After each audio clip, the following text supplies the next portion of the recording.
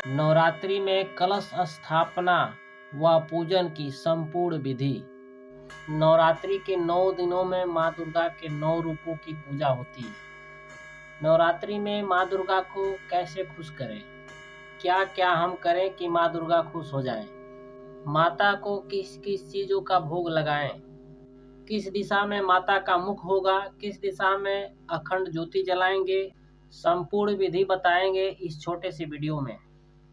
सबसे पहले नवरात्रि के पहले दिन सुबह उठें। आप जितना सुबह उठे उतना ही बेहतर होगा।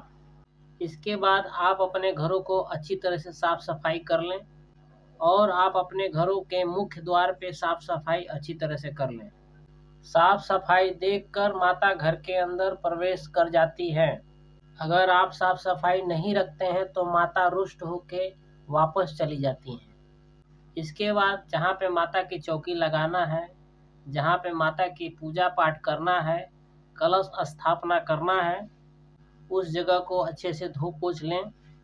अगर आपके घर में फर्श है तो उसे अच्छी तरह से पोछा लगा लें, या फिर आपका घर मिट्टी का है तो उसे गाय के गोबर से लीप लें अच्छे तरीके से। पूजा पाठ वाली जगह पे गंगा जल का छिड़काव करें। आप चाहे तो एक छोटे से चौकी पे लाल कपड़ा बिछा लें। इसके बाद उस चौकी पे माता का फोटो लगाएं। फोटो लगाने के बाद से माता के चरणों में थोड़ा सा पीले रंग का अक्षत डालें।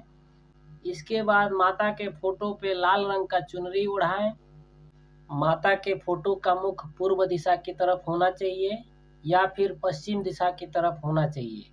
माता के बगल में गणेश जी को स्थापित करें। गणेश जी का अगर फोटो नहीं है, मूर्ति नहीं है, तो एक सुपारी लाल सिंदूर में लपेटकर माता के बगल में रखें। यह भी एक गणेश जी का अंश माना जाता है। इसके बाद माँ दुर्गा के फोटो के सामने दाहिने साइड में कलश की स्थापना करें। कलश स्थापना 2 तरह से किया जाता है।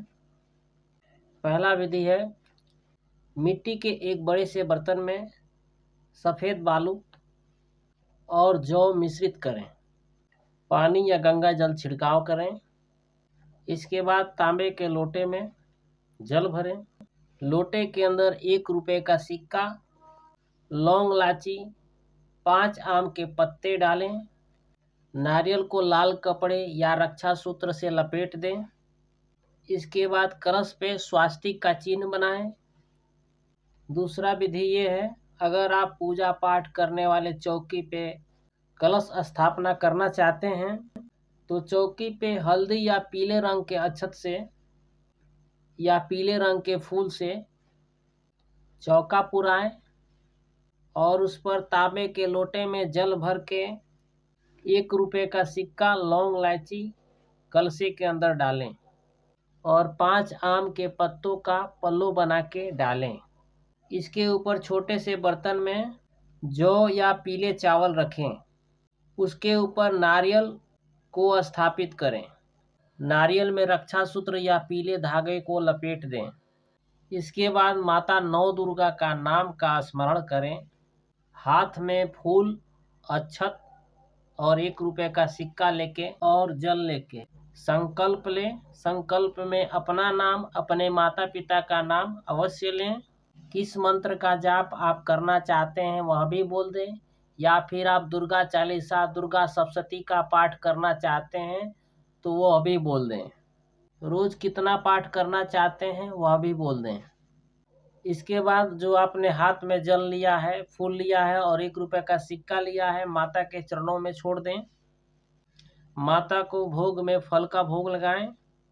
आप अपनी शक्ति के अनुसार अखंड ज्योति जला सकते हैं या नॉर्मल ज्योति भी जला सकते हैं।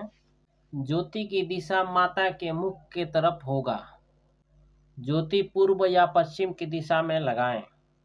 इसके बाद माता को एक पान का पत्ता चढ़ाएं। माता का स्मरण करते हुए, भगवान गणेश जी का स्मरण करते हुए पान के पत्ते पे सुपारी, लौंग इलायची, फूल, हल्दी, रोड़ी, सिंदूर चढ़ाएं। पीले चावल, माता को कुमकुम और जल चढ़ाएं। आप अपनी श्रद्धा के अनुसार नवरात्रि के किसी भी दिन माता का श्रृंगार भी लेकर आएं और उसे माता के पूजा वाले जगह पे चढ़ाएं।